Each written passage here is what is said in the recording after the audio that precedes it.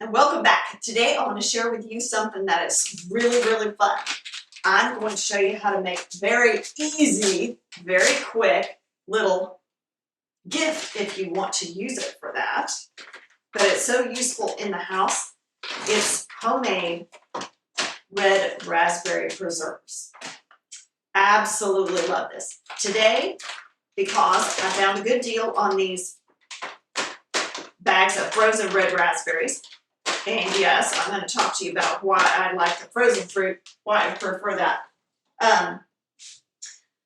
I've got that going in there, and I've got my heat on high. Now, into that is going to go enough water, just enough water to really get it going. You don't have to have it come up completely over the fruit.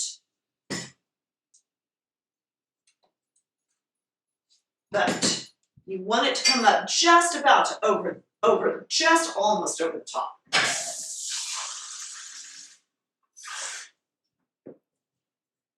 So judge how much you need by that.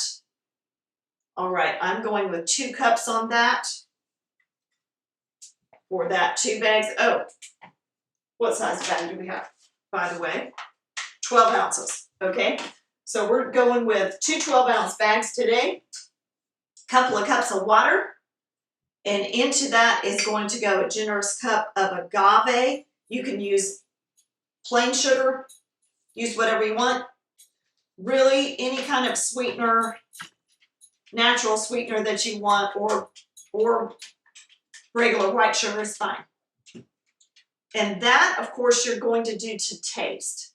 So if you like it sweeter, use more. If you just want the real tartness of the fruit to come through, use less.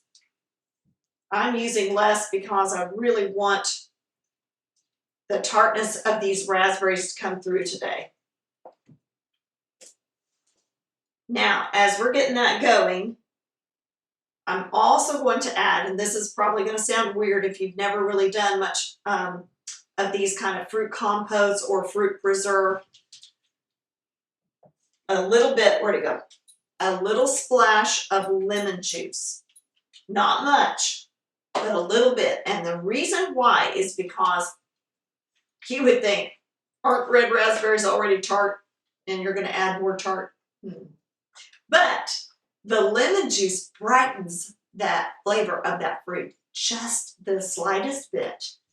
And it enhances it to a point that just makes it brighter on the palate. It's so good.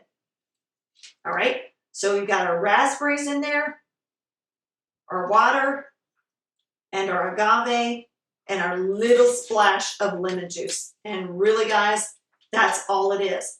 When I make fresh preserves like this, I don't add any pectin.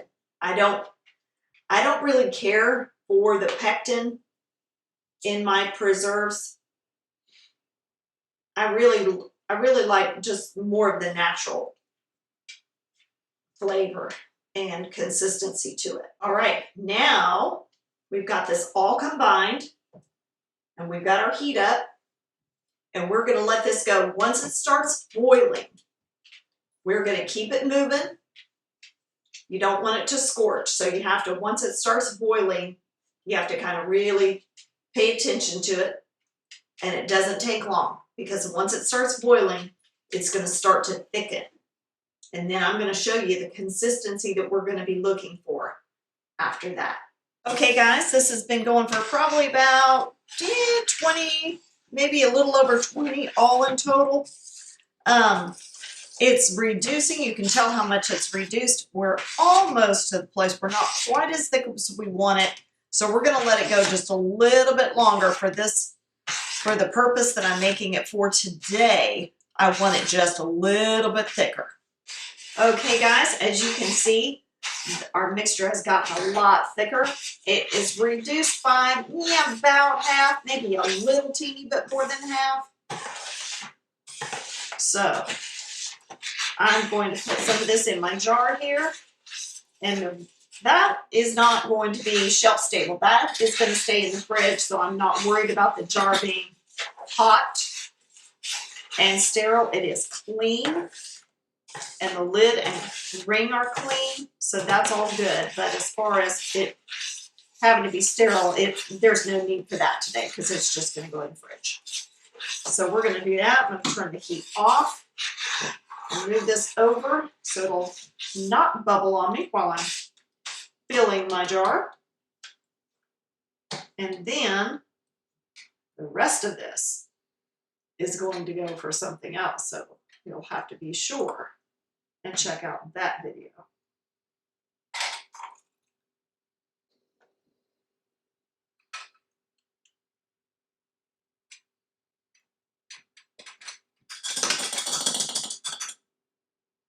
Okay.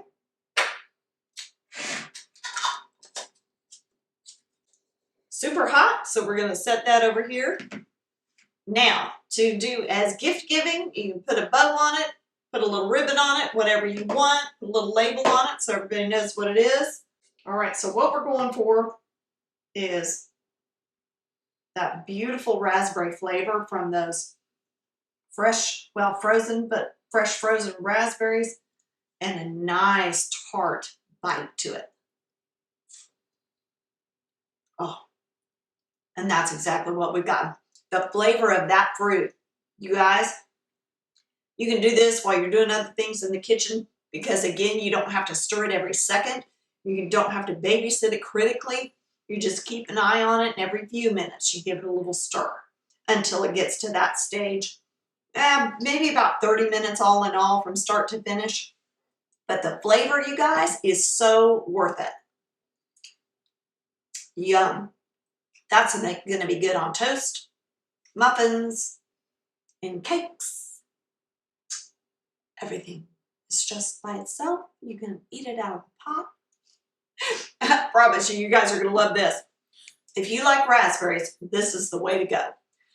So you guys make sure, if you give it a try, leave me a comment. Make sure you subscribe to the channel because you know we love hearing from you. But the rest of this for my champagne and raspberry trifle.